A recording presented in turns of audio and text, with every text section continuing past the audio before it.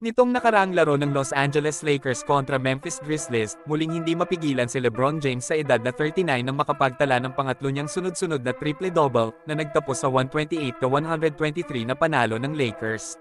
Pero bago ang lahat mga par, baka pwedeng pa-follow ng ating page at pa-like and share na din ng video at baka ikaw na yung isa sa mapili ko para sa ating pag-giveaway jersey. Salamat!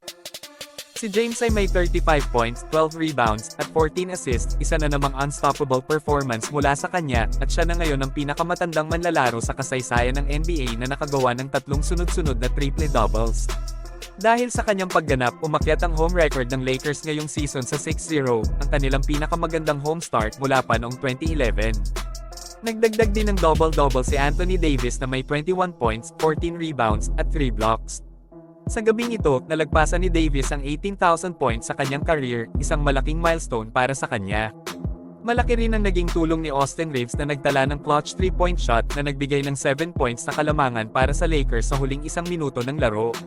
Samantala, malaking ambag din ang pinakita ni Rui Hachimura at Austin Reeves na pinagsamang 37 points, habang ang rookie na si Dalton Neck ay may ambag na 19 points mula sa bench at walang mintis ang lahat ng 5 tres.